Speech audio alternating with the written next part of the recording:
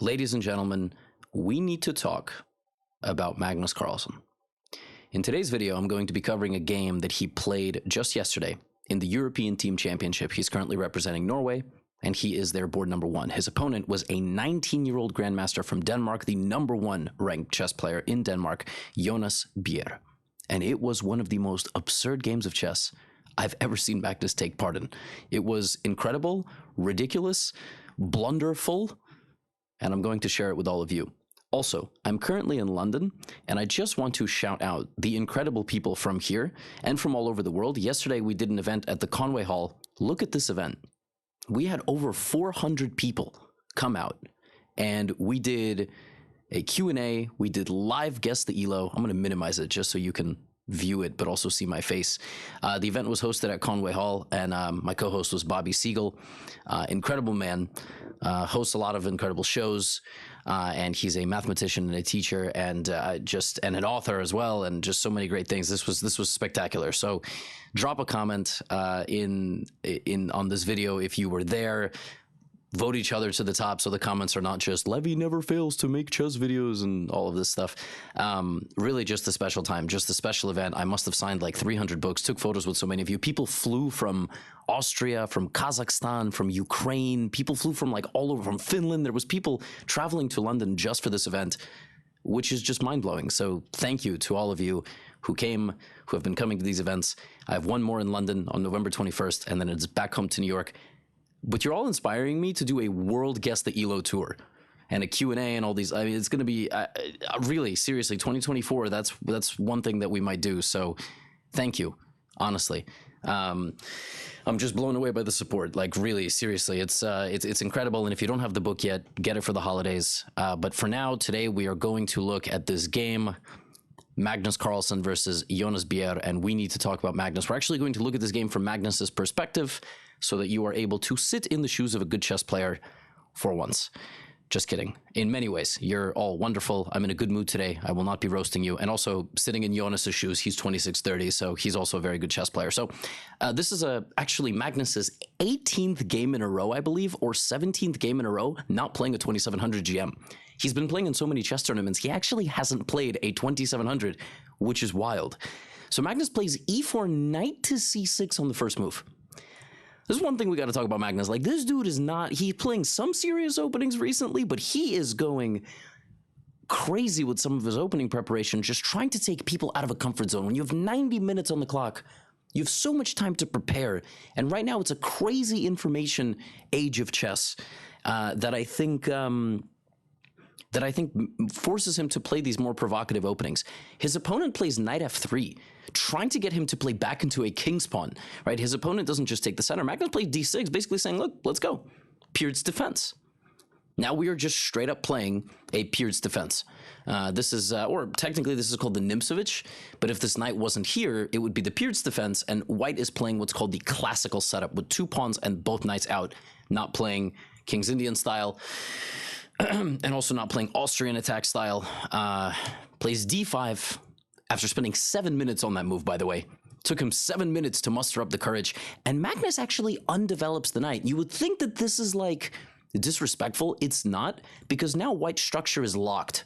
You can't undo a pawn move, right? You can undo a knight move, and now white will try to, black will try to fight back with these two pawns. So bishop b2, bishop g7, both sides castle. Jonas plays h3, reasonable move, just trying to patrol anything from coming to g4. And now it's up to Magnus to figure out how to develop his position. He plays c6. Magnus is still not thinking.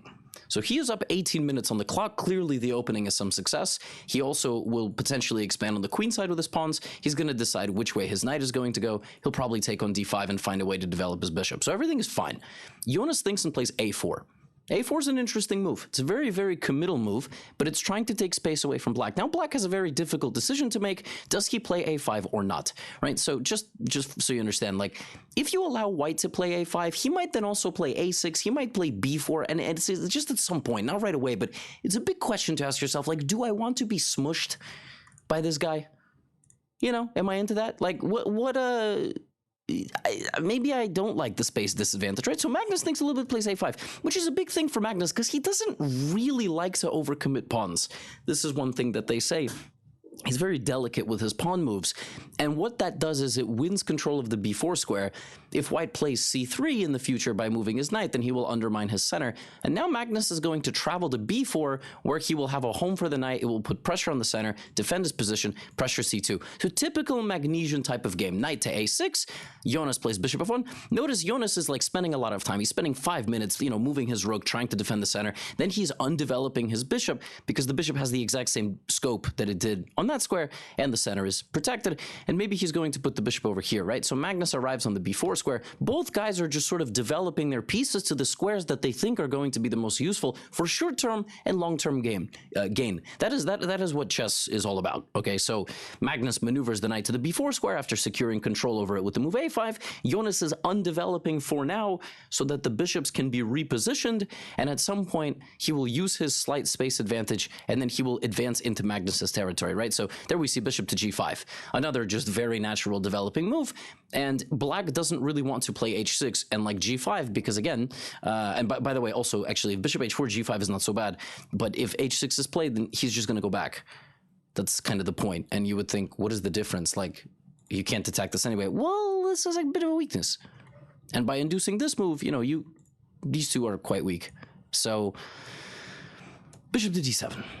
Simultaneously defending, finding a home for the bishop, and potentially putting a rook on the c-file from where it will deal some pressure. And also, you never know. You never know if this is going to be a weakness or not. So queen to d2. Queen to d2, setting up the battery, trying to go bishop h6 potentially in the future to trade off black's bishop, which could be black's best piece. Magnus plays rook c8. So Magnus is kind of getting exactly where he wants. Now Jonas spends some time, plays g3. Jonas is now down 30 minutes on the clock, right? 32 minutes on the clock. And the move g3, and Magnus gave an interview actually after this game, so I'm quoting Magnus here. He said, g3 was not the idea that he thought was the best idea. He thought white should probably go for some other things, probably more central based. He realized that the idea of g3 by white was to move that bishop that was just undeveloped to g2, where it would support the center, and that would facilitate knight to d4. Right now, knight to d4 is not possible because you would block the queen's defense of the pawn in many lines. So that is the idea of g3. Now here, Magnus said he calculated c takes, e takes, rook c5. You also might notice that Magnus spent 23 minutes on a pawn capture, not locked away in the toilet somewhere, did not digest something poorly. He spent 23 minutes on something, and that is because after rook c5, Magnus was calculating a wicked line. And this is just like some of the super amazing calculation abilities of the best player in the world.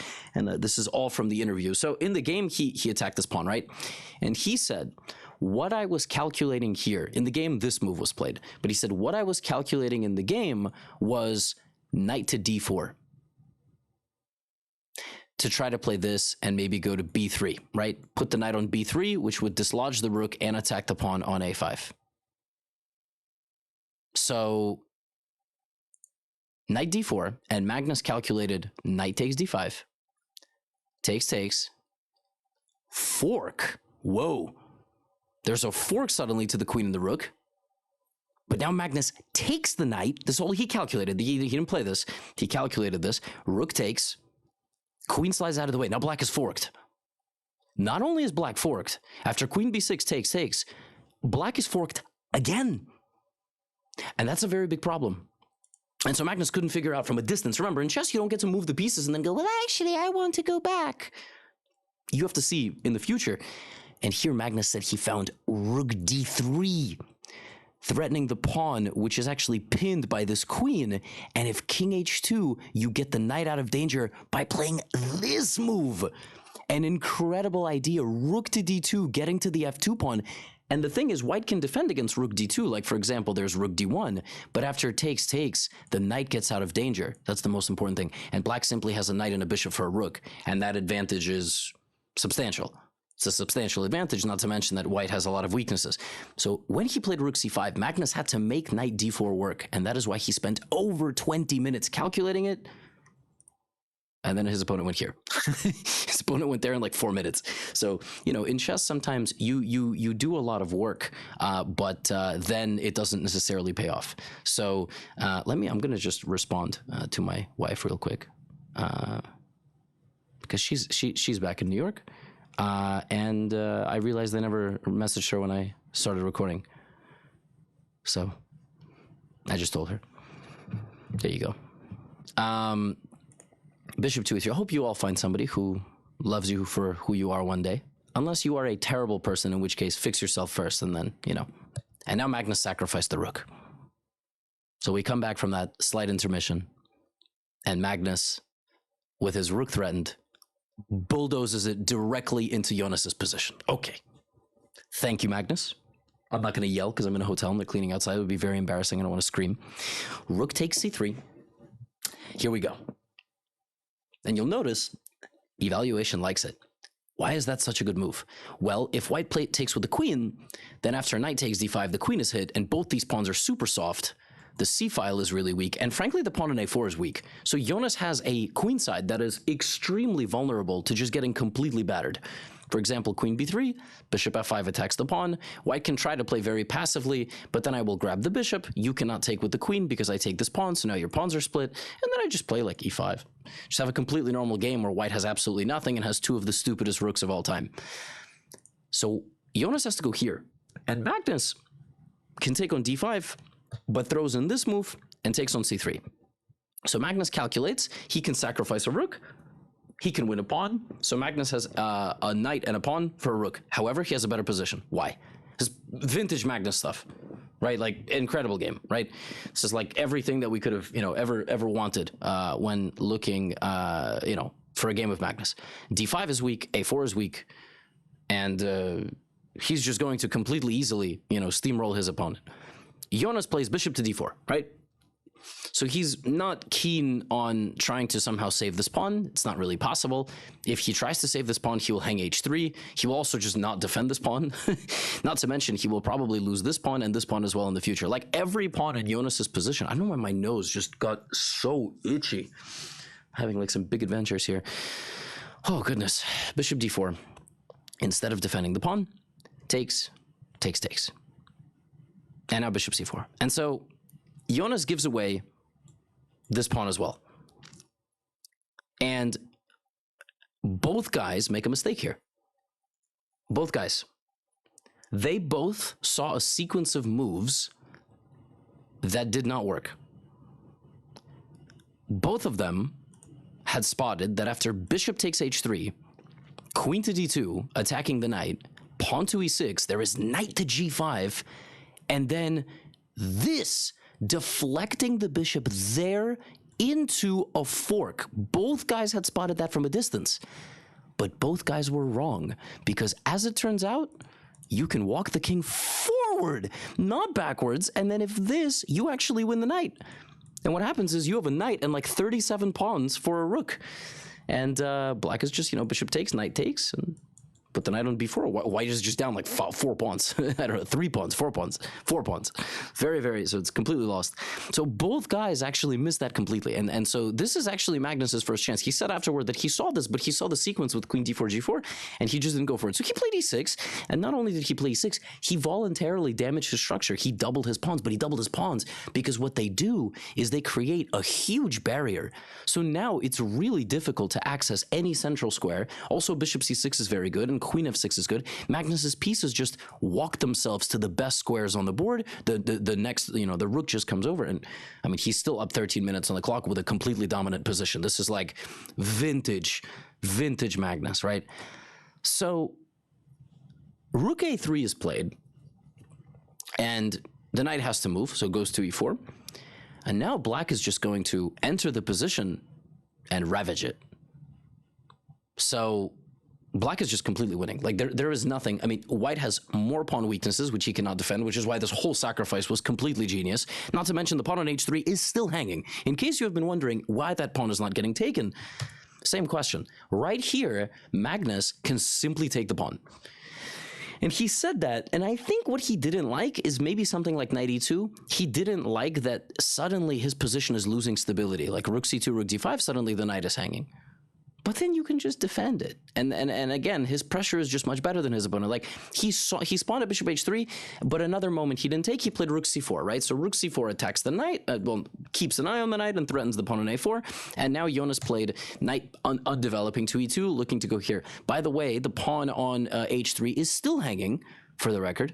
just in case you are still wondering, can this pawn be taken? Yes, but, you know, he was worried a little bit about knight f4, which apparently doesn't work at all because of knight c3, which attacks the rook. And then the rook comes over to e4 to help as well. So Magnus ended up, instead of taking on a4, he took on c2, which he claimed was very stupid. That's what he said. He said it was very, very stupid to play this move. And he thought here that he could have, you know, defended his pawn and then done something like this, and he was correct. So Magnus, again, doubts himself for like a second or third time, right? Too many options, everything looks good. You end up ordering something on the menu that's terrible at a restaurant. So he takes this instead. His opponent plays rook takes d5, and now, again, knight c5, knight d4. Magnus should just simply come back to go for that pawn and to keep his knight protected and to keep an eye on this. But instead, he plays rook to b2. And the idea of rook to b2 was just pressure this, regroup, maybe rook b4. He should have played rook c4 so the queen couldn't move, because if the queen can move, it's going to be an issue. And now Magnus blunders, and everything changes. We had 16 minutes of a dominant performance by Magnus. We had, well, this game was like 3.5 hours, 4 hours long. We had 28 moves. And suddenly, we have a huge change. Queen e1. I almost fell out of my chair, literally and metaphorically. Queen e1. And all of a sudden, best case scenario is Magnus is going to draw this game. What? How's that possible? What did this move change? Well, white's pieces came alive. Not only is this a threat, this is a problem. Knight b5 is coming. Rook f3 is coming. You could play b6 in this position. All of a sudden, your queen is booted. Rook d6 is falling. Queen c3 threatens the rook and the king. Oh my god, it's completely lost. Queen e1 is ridiculous, which is why he had to play rook here to make sure that white couldn't easily move. And then if white moved, then there would have been something like rook e4, queen d2, and okay, I mean, it's not completely lost, but we're working on it. You know, we're getting there. Rook e2, for example. So hitting both queens. But suddenly, Magnus has to go here, and rook f3 is on the board. Rook f3 is on the board. Magnus is on the verge of losing again to a 2,600 young grandmaster or a 2,500 young grandmaster. These 20-year-olds, these 19-year-olds are just attacking him. It's plus 0.9. This is unbelievable. Rook f3 after queen e1, the backwards queen move, which opened up the ticket for the rook to go and move together. Magnus is probably going to have to sacrifice his queen. This is otherworldly. He could play knight d3 here, trying to get the rook to deflect, but queen c3. And yes, there was rook b1 check, but it actually, none of this matters. None of this matters. He's still going to have to lose his queen. Just so you understand, like, it is over if he doesn't lose his queen. It is knight e6 check or knight f5 and queen g7 mate. Like, it is over. All caps. So Magnus has to sacrifice his rook, and he thinks he's okay.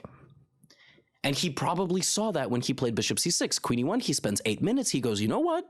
I'm going to get a rook, and I'm going to get a second rook. What's the problem? The problem is he misses the next move. And in fighting, in boxing, mixed martial arts, the punch that you don't see coming is the one that knocks you out. And in this position, Magnus missed the otherworldly knight to f5. What? That is called a clearance sacrifice. Knight f5 threatens many things. Okay, among them, as something gets into my eye, very, very theatrical recording. Like, why is it? I'm in a small hotel room. Why is there something just floating into my eyeball? Okay, tremendous. So, level 1, you are trying to win the squares near the king, right? You're trying to really just like get in here with the knight. Number 2, queen c3 is a fork, and you threaten to win the rook. So if the pawn takes queen c3, right? If you play something like rook c2, you actually just straight up get checkmated. It's literally mate. So knight f5, but then, okay, if that's a threat, what about king f5? Yes. Yes, indeed. What about king f5? Well, g4. And geometrically, anywhere the king moves, there is a punishment. King g5, queen c1, king f6, queen c3, and if you come forward, you die. So Magnus plays king f6 and is in a losing endgame. He's just down a full queen. It's not quite full. He has a bishop and a knight and 2 pawns. In fact, if you do the math, it's hardly full at all. But it is a shocking turn of events from what we just had.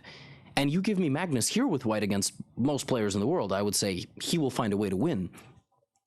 But what a move. Knight f5, what a turnaround from Jonas Bier. These games are a lot less, you know, it's like shocking Magnus doesn't just destroy every 2600 he plays. But you got to give credit to these young guys, these 19, these 20-year-olds, 2,500 we just saw in Qatar, 2630 we're seeing Jonas, we saw Valentin Dragnev, 2589. Like, there is something to be said about the fact that rating deflation is happening in chess. The highest ELO players in the world, if they get 20 games against 25 and 2600s, they're going to lose a lot of points to those guys. And that is what is currently happening in chess. And now Magnus is playing for a draw. Or is he? What? There's more plot twists. Surely, right? He's playing for a draw. However, if white is unable to do something with these pawns, white won't win. Why? Well, white is up a queen, sure, but everything in black's position is protected. What if black goes here and puts a pawn on b6? How exactly are you going to get rid of all of black's pieces? In fact, a better question is, how are you going to get rid of any of black's pieces? So the way you win this, the way you win any endgame, right, is you get in, you take pawns, and you make another queen. That's the only way. And if you trade all the pawns with white, you're not going to win. Black has too many pawns. And especially, you know, now Magnus goes for the pawn on a4. Jonas gives a check, and in this position, after checking a couple of times, he has 50 seconds to make 2 moves, because then he gets the extra 30 minutes. That's how classical chess works. And Jonas probably should go for these pawns. The computer here gives something like, actually, instead of even queen e2 check a couple of moves ago, it suggested that he just go for these pawns and give up the pawn on a4. That's very tough to do. Instead, Jonas plays g5, which Magnus immediately knew was a mistake. Because he said in the interview, he said, conceptually, this looked wrong. What? How can that... What do you mean conceptually? It's a queen versus bishop, knight, and 2 pawns endgame. Well, apparently, according to Magnus, and his pawn play understanding is sublime, white now is out of forward moves. All white can hope to do is grab a pawn. It's going to take him a lot more time to break through with the h-pawn, which walks into a brick wall. If anything, you should play h4. Because after bishop a4, then you might have something like queen e3, king d7, and queen h6, and we just get into a race. Bishop b3, queen h7, but you see this? Right? Conceptually, h5. G takes. White needs to create a pass pawn. That is the most important thing. Look at this. We're going to get into a crazy race.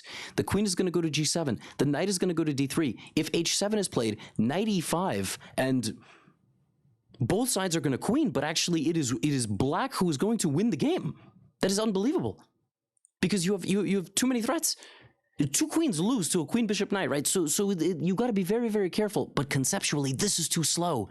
And Magnus knows that, walks his king to the other side, and basically says, all right, we have the following position. Now, I'm probably going to lose the race if I take, not to mention I'm going to lose both pawns.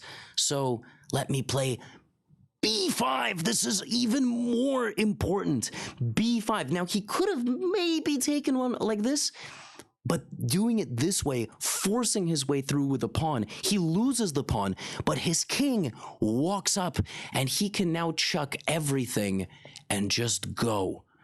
And there is one more sequence to be found in this game by Magnus. If he finds it, he might not lose, because white is just too slow. Again, I've been telling you, white is too slow. And the thing is also, white is out of pawns. He did it the wrong way. He pushed the G pawn first, which is why conceptually, Magnus already knew when this move was played, it was wrong. He needed to keep the H pawn to be traded and then win the pawn like that. Jonas misplays it, tries to break through like this, and Magnus starts running his pawn, and now, in an absolutely ridiculous defensive stand, queen c6 is coming. The pawn is going to start moving. Magnus realizes he's going to lose everything, and he's going to sacrifice everything for this pawn to run. and in his king getting mercilessly hunted to the death, the king will escape and join the pawn on the other side of the board. It's like a movie. So here, a3, he just goes. He has to just make sure there's no fork. He just has to make sure there's no way for him to lose that pawn. Queen c6, king a5, and now you can take, but then I'm going to go. So queen a8, he sneaks behind Jonas's pawn, allowing it to go forward. He allows the pawn to go all the way to b7. But now he takes. He loses his knight, but the king makes it to the pawn. Check, king b1. The king just traversed literally the entire mountain, but there is nothing you can do. And now Jonas, despite being up a queen, has to force a draw because Magnus is going to queen himself. You can't let Magnus queen anymore. So queen here, king up, queen here, king down. You could use the bishop to shield yourself. It doesn't really matter, but it's better to even just bounce the king. It makes no difference. King b2, queen d2. It's just going to be a draw. And that is exactly what happens. Players make a draw after 55 moves. What an absolutely absurd game of chess that was. It started with vintage Magnus. And I mean, Magnus can't be happy about this game, right? That's the thing. He was happy because his team won, and he seems to be enjoying himself quite a bit at team events, which, you know, and he saved the game that won the match. It was 2-1. Jonas was trying to beat him. He played in this provocative way. It was an amazing game. I mean, Magnus finding this idea to swarm the pawn and then, I mean, just sacrifice the rook for a positional advantage, not a sacrifice that delivers a checkmate or anything like that. Super stuff. Like, this could have been a game that I'm like, oh my God, Magnus plays such a brilliant game, and then you watch like, oh my God, what did he do now? Oh my God, Levy never fails to put Magnus in the and you know, we would have all rejoiced. But credit to Jonas, who did not go away and created some pressure, and just activated all his pieces. And Magnus had like 4 or 5 chances to put some serious pressure. He gave Jonas one chance, queen e1, undeveloping, creating multiple threats. And then what a knight to, oh, what a move! Knight f5, and an incredible idea to play pawn to g4. But the game ends in a draw. Sometimes you're winning, sometimes you're losing, and then nobody can break through, and then a draw is made. So Magnus still losing points to these 25 and 2600s. Tomorrow, aka today, he is playing against Jordan van Forest, who is actually a member of his team, or I don't know if was a member of his team, and I think they're good friends. That is Magnus's first opponent in nearly 20 opponents who is going to be rated 2700. Poor guy's just battling these 25, 2600 GMs that are super hungry to beat him. Friends, this has been a fun recap, and London has been quite a bit of fun. I'm going to go walk around, and I will upload tomorrow as well. If I see you on November 21st at I keep calling it Pancreas, but that's not what it's called. Pancras, King's Cross, big train station. Very excited for that. And upload photos if we took them together to Twitter, to Instagram, whatever. Goodbye. Get out of here.